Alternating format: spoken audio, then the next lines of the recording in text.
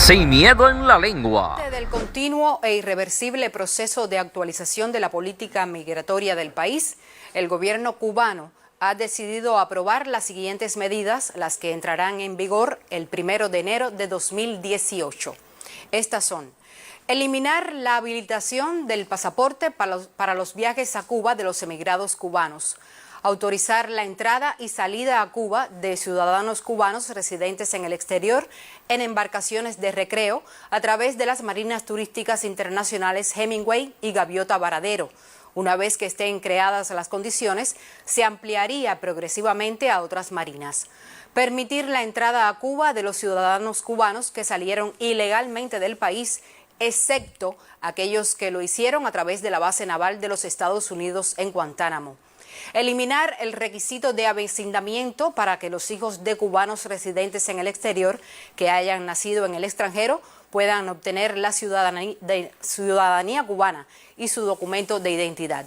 Con estas decisiones se da continuidad a las adoptadas en enero de 2013 como parte de los esfuerzos que el país realiza en aras de fortalecer aún más las relaciones de Cuba con su emigración, proceso iniciado en 1978 por el comandante en jefe de la revolución, Fidel Castro Ruz.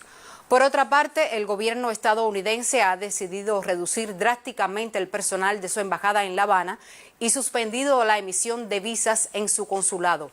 El traslado a Colombia de los ciudadanos cubanos para obtener visas de inmigrantes y a terceros países para otros tipos de visados estadounidenses sin ninguna garantía de su otorgamiento, además de encarecer considerablemente los viajes, los hace prácticamente inviables.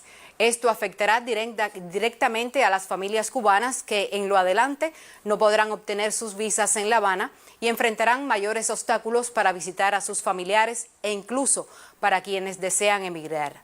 La infundada y arbitraria decisión de expulsar de su territorio a 17 funcionarios de la Embajada de Cuba en Washington, incluyendo una parte importante del personal del consulado, tendrá un impacto negativo en los servicios consulares y dificultará en particular los viajes a nuestro país de los cubanos residentes en los Estados Unidos. El gobierno de Cuba continuará estudiando nuevas medidas de actualización de su política migratoria. Próximamente se publicarán en la Gaceta Oficial de las distintas normas jurídicas que acompañarán la implementación de estas medidas y se ofrecerá también a la población información adicional sobre los procedimientos que se pondrán en vigor.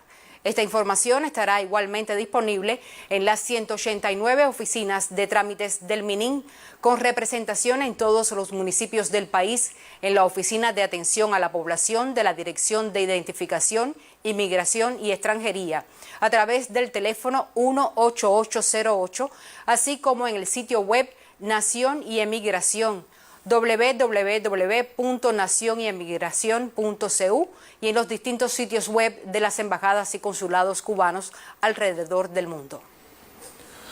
Precisamente sobre el impacto de estas medidas en la inmigración cubana y qué significan en el contexto de las relaciones entre Cuba y Estados Unidos, trata el siguiente comentario del periodista Oliver Zamora Oria.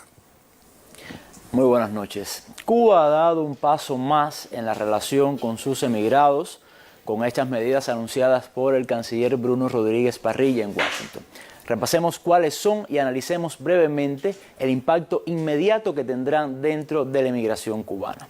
La primera, se elimina la habilitación del pasaporte. Se estima que más de 820.000 cubanos serán beneficiados. El cubano que viva en otro país y quiera viajar urgente a Cuba por cuestiones personales o familiares, por ejemplo, solo deberá comprar su pasaje y tener su pasaporte válido. Aunque era un requisito gratis en los consulados, significará también un ahorro económico debido al pago de trámites a terceros. Segundo, se permitirán la entrada y salida de inmigrantes cubanos en embarcaciones de recreo. Era algo ya previsto desde abril de 2016 y según autoridades podría extenderse.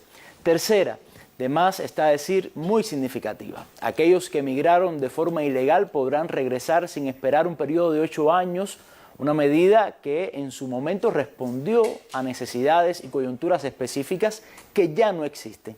Pero ojo, aquí no entran los que hayan abandonado misiones o quienes hayan emigrado a través, como se decía, de la base naval de Guantánamo. Y cuarto, no muy conocida esta medida, pero de un alcance humano tremendo. Se elimina el requisito de avecindamiento. Me explico. En muchos países la nacionalidad se da por nacimiento en ese territorio o por sangre, es decir, si eres hijo de un ciudadano local. Hay países donde solo se otorga a través de esta segunda vía y los hijos de cubanos nacidos en estas naciones no tienen patria, legalmente no pertenecen ni pueden ser representados por ningún país. Ya se pone punto final jurídicamente a este problema.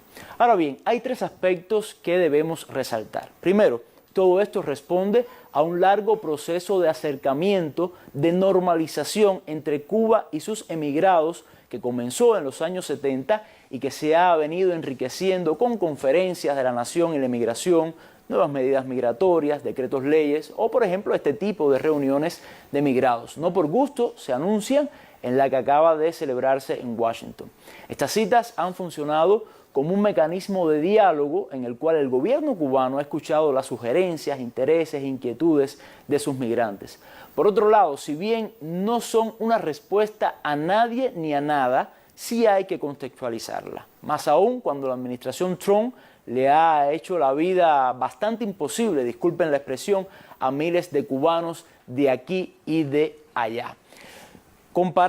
Basta comparar lo que ha hecho Trump y sus socios en la Florida con lo que ha hecho Cuba de forma paulatina y quedará más claro que el agua quién defiende los intereses de estos emigrados. Y por último, notorio e importante, se trata de un acercamiento que va increciendo, que demuestra, ojo, que no hay contradicciones de base entre Cuba, su gobierno y sus emigrantes, que buena parte de la emigración cubana tiene actitudes muy diferentes a esos que se asumen como sus representantes con fines políticos y manipulan dos conceptos que son muy diferentes, emigrantes ilegales y exiliados. Y por último, que solo entre cubanos y desde Cuba se puede establecer esa unidad entre los de adentro y los de afuera, y nunca desde esos gobiernos y países que defienden sus intereses políticos muy propios. Aunque bueno, quien duda a estas alturas que se han caído las caretas y han emergido los verdaderos rostros. Así me despido, nos vemos en un próximo comentario.